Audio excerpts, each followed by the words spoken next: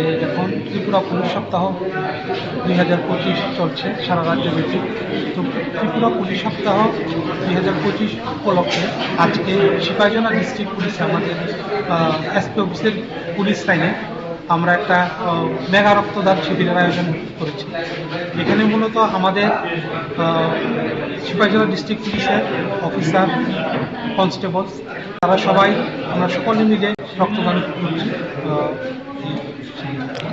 সমস্ত পুলিশদের মানে আরো উৎসাহিত করার জন্য আপনি এডিশনাল এসপি হিসেবে কি মানে বার্তা থাকবে?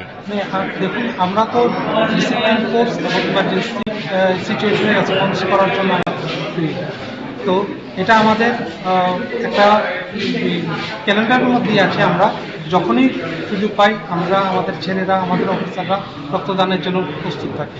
তো আমাদের এটা থেকে সংকল্পে মেসেজ এটাই দিতে চাই যে সবাই যেন সবসময় প্রস্তুত থাকে। রক্তদানের মধ্যে ভয়ের কিছু নেই। রক্তদান, যে শরীর শারীরিকভাবে সুস্থ তারা সবাই রক্তদান করতে পারে।